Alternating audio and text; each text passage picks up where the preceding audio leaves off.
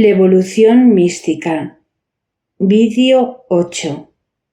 Primera parte. Capítulo 2. Artículo 5. La gracia y la gloria. Contenido. La vida eterna, incipiente y consumada. Sus funciones características. La felicidad de los santos en esta vida, comparada con la de la gloria.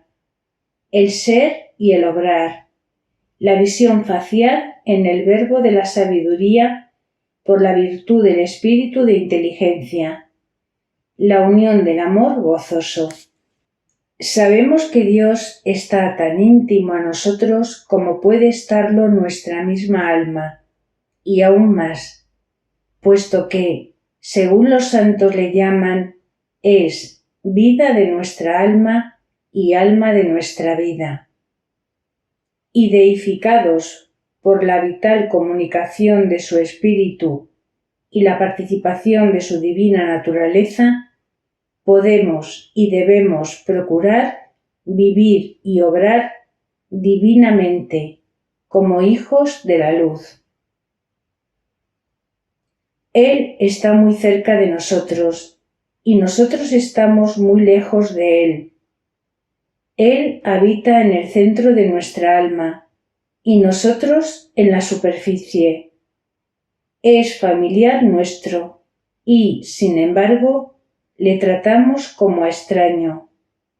Puesto que el obrar sigue al ser, el modo de obrar característico del justo en cuanto posee a Dios y está revestido de su divino ser, es un conocimiento y un amor cuales corresponden a esta vida eterna, que es la divina gracia, de modo que por ellos toque, abrace y posea al mismo Dios en su propia sustancia, y no ya en una remotísima y casi vana representación analógica, que es el único medio de poseerlo, por el conocimiento y amor naturales. Pero si la simple criatura racional no puede conocer a su Hacedor trascendente sino por inducción, rastreando el reflejo de sus atributos en las maravillas de la naturaleza, sin poder verlos en sí mismos, una vez elevada al orden divino, ya puede de algún modo percibir directamente las mismas realidades divinas. Estando deificados y hechos hijos del mismo Dios, podemos de un modo o de otro ejercer las funciones propias de la vida eterna que, como a tales, nos competen, puesto que con la participación de la naturaleza divina y en la misma proporción que ella, se nos comunican sus operaciones características, a fin de que no permanezca ociosa ni la poseamos en vano, sino que, como germen de gloria, se desarrolle y fructifique. Luego, tan real, física y ontológicamente como participemos el ser divino, participamos el obrar correspondiente, y como aquella participación es real y formal, también debe serlo esta última.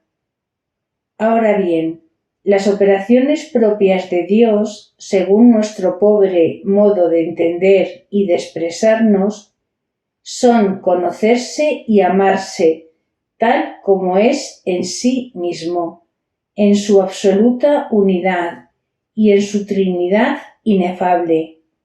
Por tanto, las de la vida divina participada en nosotros también deben alcanzar, en la debida proporción, como a único objeto digno, a la divina esencia, tal como es en sí, y no en una vana abstracción, tocando al mismo Dios uno y trino, estrechándole realmente con esos dos poderosos brazos sobrenaturales del conocimiento y amor que al efecto se dignó comunicarnos. Para conocer de algún modo las verdades sobrenaturales que tanto exceden nuestra capacidad, nos basta ser confortados con la divina luz de la fe que nos las propone, aunque entre tinieblas y enigmas, como hechos innegables.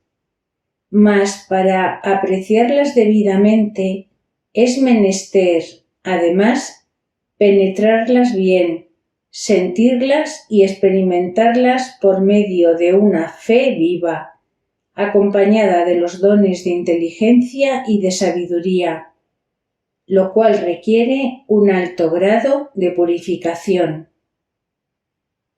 Así pues, para suplir, en cuanto cabe, la insustituible experiencia de los estados místicos en que, por medio de estos preciosísimos dones, se goza ya como un preludio de la gloria, consideremos a nuestro modo lo que acerca de ésta nos dicen la misma fe y la sana teología. Entre las comunicaciones ordinarias de la gracia santificante y las de la gloria eterna, están las de los estados místicos, que parecen un preludio de las comunicaciones del cielo. Pues si llegamos a formarnos alguna idea aproximada de lo que es la vida de la gracia en su pleno desarrollo, tal como se muestra en el cielo, colegiremos cuál debe ser en este laborioso período de expansión que aquí le precede. El ejercicio de la vida eterna consiste en conocer y amar a Dios Padre y a Jesucristo su enviado, es decir, en contemplar a las claras los más augustos y profundos arcanos de la divinidad y los inefables misterios de nuestra reparación y deificación. Tal es la ocupación perenne de los bienaventurados que, gozando de los infinitos tesoros de la herencia paterna, contemplando el abismo sin fondo de la hermosura increada y amando la absoluta bondad, quedan como en un perpetuo éxtasis, anegados en el piélago de las divinas delicias, como entre las más gratas sorpresas que pudieran concebirse, descubriendo en cada momento nuevos e indecibles encantos, sin poder hallar suelo ni cabo en aquel insondable abismo de maravillas. Mas los bienaventurados son tales en la medida en que están deificados. Son eternamente felices, porque han sido hechos dioses, y se hallan ya en el venturoso término de su mística evolución, donde llega a toda su expansión gloriosa el misterioso germen de vida eterna que en la regeneración recibieron. Están ya totalmente renovados y transformados de hijos de Adán en hijos del Altísimo, por la virtud del Espíritu Santificante que los configuró con el Verbo y los hizo del todo semejantes a Dios. La bienaventuranza esencial consiste no sólo en el obrar, sino también, y más que en nada, en el ser. El obrar divinamente es consecuencia espontánea del ser divino que ya tienen con la debida perfección.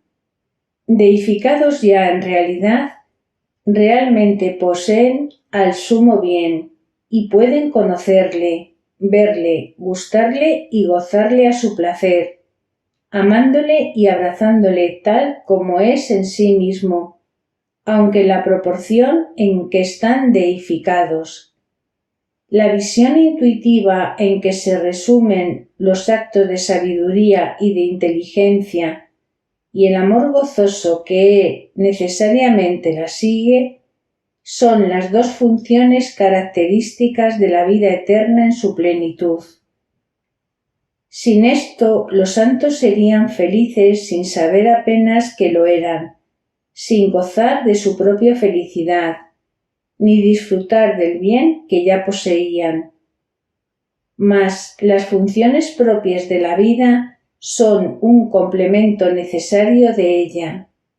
Así, aunque se puede poseer a Dios sin conocerlo aún bastante, por causa de los muchos obstáculos que aquí nos impiden verlo, estos desaparecen totalmente cuando el alma, libre del cuerpo corruptible que tanto la agrava y de la conversación terrena que deprime sus sentidos, haya acabado totalmente de purificar los ojos de su inteligencia.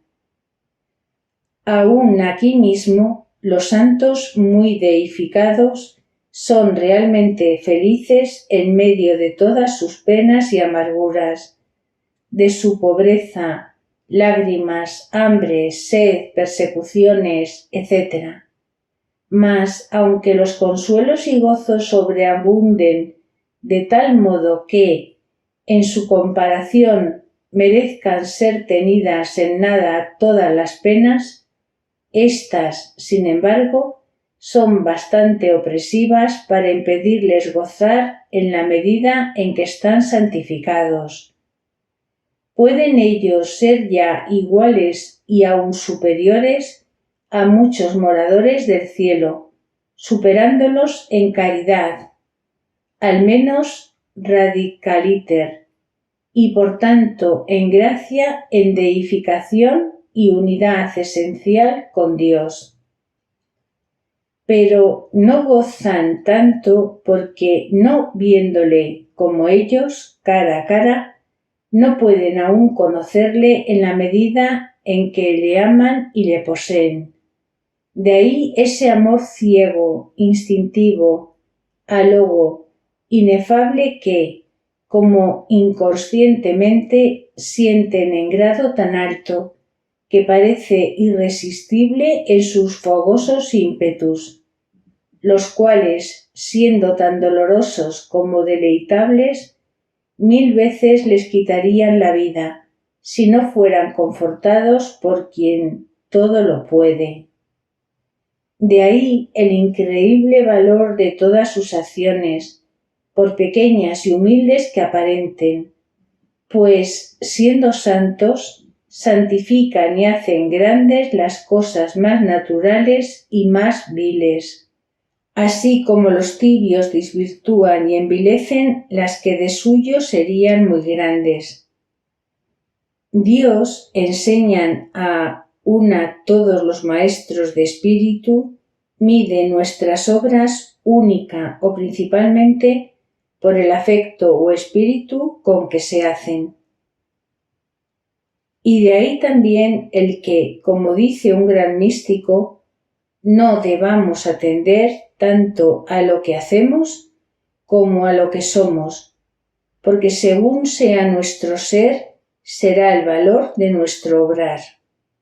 Verdaderamente observa el venerable Juan Taulero que los hombres deberían atender no a lo que hacen, sino a lo que son, porque si en su interior fuesen buenos, fácilmente lo serían también sus obras. Si en su centro fueran justos y rectos, sus obras justas y rectas serían. Muchos ponen su santidad en hacer, mas no es esto lo mejor. La santidad consiste y debe consistir en el ser. Por muy santas que sean nuestras obras, no nos santifican en cuanto obras, sino al contrario, cuanto nosotros somos santos y tenemos el centro y la intención santa, tanto santificamos nuestras obras. Todo nuestro estudio y diligencia y todo cuanto hacemos o dejamos de hacer, a esto debe ordenarse siempre a que Dios sea magnificado, esto es, hecho grande en nosotros. Y cuando mejor esto lograremos, tanto serán todas nuestras obras mayores y más divinas. Yo quiero los corazones de mis siervos humildes, pero magnánimos, decía el Señor al Padre Hoyos. La santidad más segura es la que más se asemeja a la mía, y yo siempre traté con los hombres como uno de tantos, haciéndome todo a todos, aunque era infinitamente superior a todos en las obras. No está el mérito en hacer mucho, sino en amar mucho. A veces se hace mucho, y era mejor se hiciera menos y se amara más. No todo depende, observa el padre Weiss, de la austeridad de la vida ni de la multitud de acciones exteriores. De otro modo, los obreros de las fábricas se nos adelantarían mucho en el camino de la santidad. Tampoco depende ésta de la cantidad de ejercicios piadosos, sino del espíritu y la perfección interior con que se hacen. Andad según el espíritu, se nos dice a los cristianos en Gálatas 5:16, porque Dios es espíritu y por eso quiere verdaderos adoradores en espíritu y en verdad. De lo interior del espíritu debe infundirse la vida por las obras externas. Así es como los santos procedieron y así obtuvieron tan magníficos resultados. ¿Por qué viven en continuo silencio? ¿Por qué tienen constantemente los ojos bajos? Porque llevan en su interior su mundo, sus relaciones y sus principales esferas de actividad. Allí, en su interior, tienen mucho que hacer, no consigo mismos, sino con el Espíritu Santo que ha hecho de ellos su templo. Por eso decía San Francisco de Sales que un gran santo puede merecer más en la ínfima ocupación que un imperfecto en las más nobles y gloriosas. Aún durmiendo pueden los muy siervos de Dios amar y merecer más que otros orando o trabajando en bien de las almas, porque sus corazones deificados aún durante el sueño velan, orando y amando intensamente, aunque sin darse cuenta, pues el espíritu que los anima pide por ellos con gemidos inenarrables. Un alma que está del todo unida con Dios, decía nuestro Señor, me alaba de continuo. Cualquier cosa que haga interior o exteriormente, ya medite, ya ore, ya trabaje, ya coma, ya duerma, ya vele, su más pequeña acción es una alabanza pura y agradable a Dios. Y por de pronto, como están más unidos con Él, no pueden menos de complacerle en todo. Imagínate, dice el mismo San Francisco de Sales, que San Pablo, San Dionisio, San Agustín, San Bernardo, San Francisco, Santa Catalina de Génova o la de Siena están aún en este mundo y duermen rendidos con los muchos trabajos en que por amor de Dios se ocuparon. Represéntate, por otra parte, un alma buena, pero no tan santa como ellos, que al mismo tiempo estuviese en oración de unión. ¿Quién te parece que está más unido, estrechado y enlazado con Dios, esos grandes santos que duermen o esa alma que ora? Ciertamente que esos amables amantes, pues tienen más caridad y sus efectos, aunque de alguna manera dormidos, están de tal modo entregados y apegados a su dueño que son inseparables. Esa alma aventaja en el ejercicio de la unión y aquellos en la misma unión. Están unidos y no se unen, puesto que duermen y ella se une con ese ejercicio o práctica actual de la unión.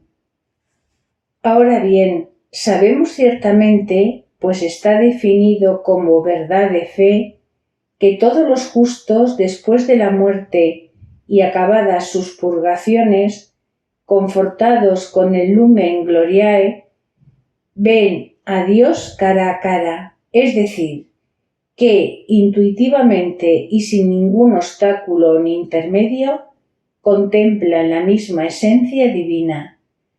La existencia de ese lumen fue declarada en el Concilio de Viena contra los begardos. Pero, ¿en qué consiste esa misteriosa luz y cómo se realiza en ella la visión? Aún lo discuten los teólogos. Sin embargo, conviene en que no se ve a Dios mediante ninguna especie, imagen o representación creada, que como objetivamente lo ofrezca a la inteligencia, porque esa imagen distaría siempre infinito de la realidad, y así como advierte Santo Tomás, decir que se ve a Dios por una representación, es decir, que no se ve la misma esencia divina. Para verla, pues, realmente, ya que la inteligencia no puede conocer sin más una idea representativa, es preciso que la misma divinidad se le una tan íntimamente que le sirva como de idea. Y así se dice que la misma esencia divina hace las veces de forma inteligible. Por otra parte, para que nuestra inteligencia pueda recibir esa idea divina, es menester que su capacidad sea grande hasta lo infinito.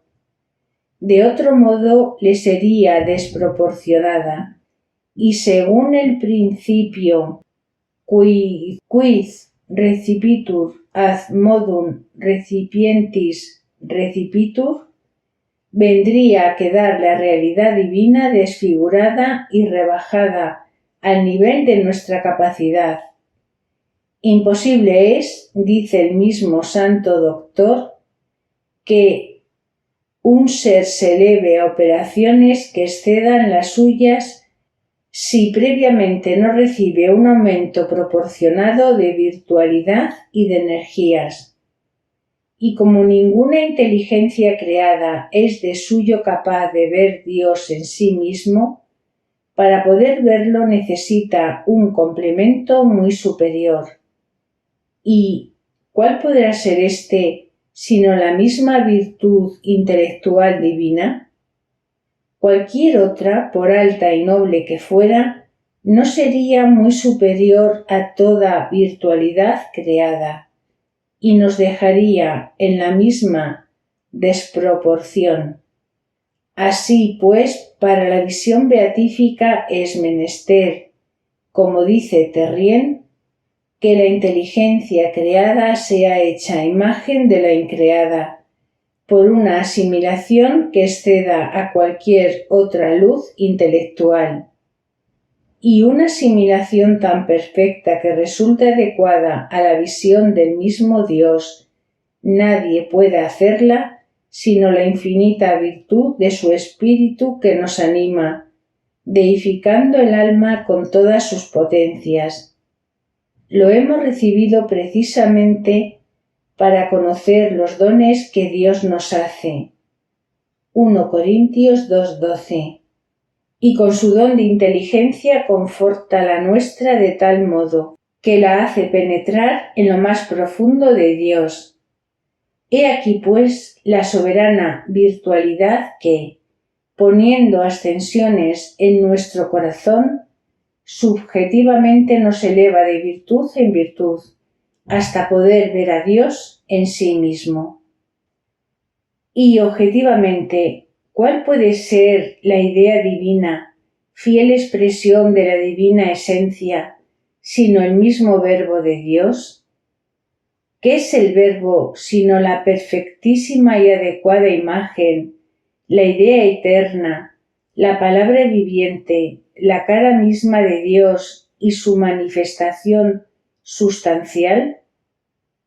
Él es eterno esplendor de la gloria del Padre y figura de su sustancia, luz de luz, verdadera luz de la gloria, en quien desean los ángeles mirar, y es la única lumbrera de la ciudad de Dios, donde ninguna otra hace falta.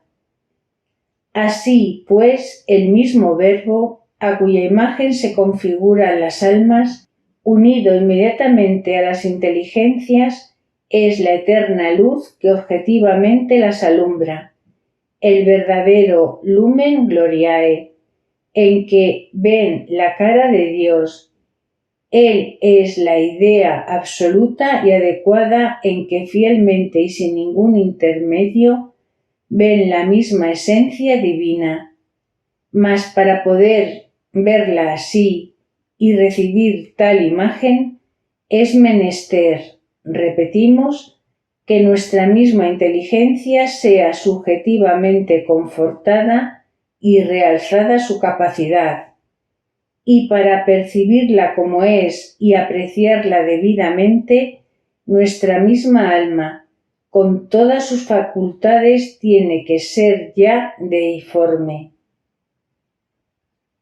El medio proporcionado para la visión y posesión de la esencia divina, dice el padre Monsabré, no puede ser otro que la esencia divina misma. Si estamos llamados a ver y poseer a Dios y ser felices en Él y por Él, no podemos conseguirlo sino por una transformación de nuestra naturaleza, participando de la naturaleza y la vida de Dios.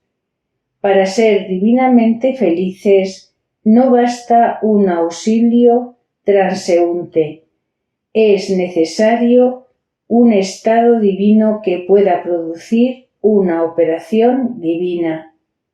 Es preciso que participemos de esa divina virtud por la cual Dios se posee inmediata y naturalmente a sí mismo, y mediante la cual se eleva la criatura, en alguna manera, hasta el ser divino y se hace en más o menos alto grado participante de la naturaleza divina. Es preciso que llevemos en nosotros la vida de Dios como principio de un nuevo ser, y que esta vida sea en nuestro ser la raíz de todas nuestras operaciones sobrenaturales, como la naturaleza lo es de todas las naturales. Y esto no puede serlo por ninguna virtud creada, que estaría en la misma condición o incapacidad que ella, sino sólo por la divina, es decir, por la del amoroso espíritu que interiormente nos conforta y suple nuestra flaqueza. Deificados por la animación del divino Paráclito, podemos fijar nuestra vista en el Verbo de la sabiduría divina, que se une íntimamente a las inteligencias puras y santas. Y así, en el Verbo de Dios, ven éstas la misma divina esencia y ven las eternas razones de todas las cosas. Viendo al divino Verbo, ven la cara misma de Dios y, como en un espejo infinito y sin mancha, ven reflejadas todas las cosas mucho mejor que si las miraran en sí mismas. Así, en la eterna luz de Dios, ven al Dios eterno, y lo ven todo en el Verbo. Cuando estén, pues, ya perfectamente limpios nuestros corazones por la virtud del espíritu de renovación y de inteligencia que los purifica, ilumina y vivifica, lograremos ver a Dios cara a cara. Le veremos tal como es, porque ya seremos del todo semejantes a Él, y porque tan unidos le estaremos que vendremos a ser una misma cosa, un mismo espíritu con Él. Cuando aparezca, pues, lo que ya somos, seremos del todo semejantes a Dios, nuestro Padre, puesto que lo veremos como es. Vos sois, exclama San Agustín, aquella luz en que hemos de ver la luz. Esto es, a vos os hemos de ver en vos mismo, con el resplandor de vuestro rostro.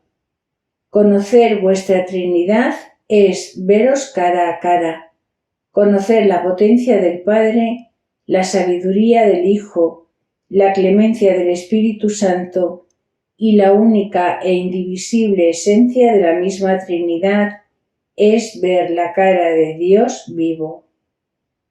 Sabemos que seremos semejantes a Él, porque le veremos como es, de donde todo lo que ella, el alma, es, será semejante a Dios, por lo cual se llamará y lo será Dios por participación. Llenos de Dios, decía San Agustín, verán divinamente. Tal parece ser el verdadero sentir de los santos padres, los cuales, como notaba Petau, nunca hablaron de ninguna suerte de luz creada para explicar la visión beatífica. Y toda su doctrina, según Thomassin, se resume en estas dos afirmaciones. La idea inteligible en que el alma ve a Dios es el mismo verbo, de ahí la expresión corriente ver a Dios en el verbo. Y la virtud interior con que lo pueden ver es la del Espíritu Santo, unido íntimamente a la inteligencia, vivificándola y confortándola. Así, añade, es como por Dios ven a Dios, puesto que el Espíritu Santo es la potencia con que se le ve, y el Hijo la especie en que se le ve. De este modo se cumplen fielmente que nadie se allega al Padre sino por el Hijo, que es camino, verdad y vida, ni logra conocerlo sino aquel a quien el mismo Hijo se digne manifestarlo. Mateo 10:27. Y lo manifestará manifestándose a sí mismo a cuantos le aman, pues quien le ve a él, ve a su Padre. Así, configurados y unidos con el Verbo de Dios por la virtud de su Espíritu, les dará Él la misma claridad y la misma dilección que recibe eternamente del Padre, para que sean consumados en la unidad como las divinas personas, puesto que, unidos así a Dios, vienen a tener el mismo Espíritu que Él, y Dios lo será todo en todos. Entonces, cuando la obra de nuestra edificación esté ya completa y acabada, observa el padre Froget, seremos perfectamente semejantes a Dios y del todo divinos, estando totalmente penetrados de Dios y embebidos en Él. Veremos lo que habíamos creído, poseeremos lo esperado y buscado, y gozaremos plena, segura y eternamente del sumo bien. Así, Dios mismo, por su misma esencia, estará en lo más interior de nuestra mente, concurriendo de un modo inefable, que en vano trataríamos de explicar, a la producción de ese acto por excelencia vital e intenso, e íntimo en sumo grado, cual es el de la visión beatífica, siendo a la vez principio o con principio y término inmediato de esta nuestra acción. ¿Podría concebirse una presencia más íntima y más real que esa de Dios en nuestro entendimiento? ¿Con cuánta razón podremos decir que lo tocamos, lo estrechamos y lo abrazamos dulcemente en su misma esencia y nos compenetramos con él por ese acto venturoso de la visión beatífica? Aún es mayor, si cabe, la unión producida por el amor, pues éste no sólo corresponde de lleno al conocimiento, sino que de suyo es más unitivo que él. Y así el alma, abrasada en el fuego del amor divino, se compenetra del todo, se inunda, se abisma y se pierde dulcemente en el piélago inmenso de la divinidad. Y puesto que el amor gozoso del cielo implica la absoluta carencia de todo mal y la plena e inadmisible posesión del sumo bien, amado con todo el alma, por eso allí se canta ya sin el menor sobresalto. Inveni quem diligit anima mea, te nui eurri nec dimitan. Allí observa nuestro sabio y amable hermano y buen amigo el padre Gardale: Dios lo es todo en todos, no ciertamente el Dios de los filósofos, causa primera, ser perfecto, sino Dios tal como es en sí mismo, tal como a sí mismo se conoce y llama, Dios Padre, Dios Hijo, Dios Espíritu Santo. El bienaventurado asiste al maravilloso espectáculo de la eterna generación del Verbo, que procede del seno del Padre, y al de la procesión del Espíritu Santo, amor común del Padre y del Hijo.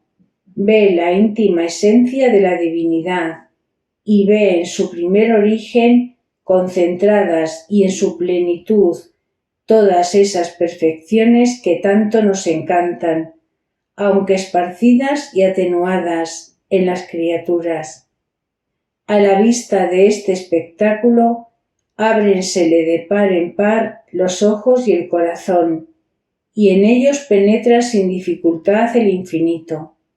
Así penetra Dios en lo íntimo del bienaventurado, y en él habita y permanece. Tal es la vida sobrenatural en su plenitud.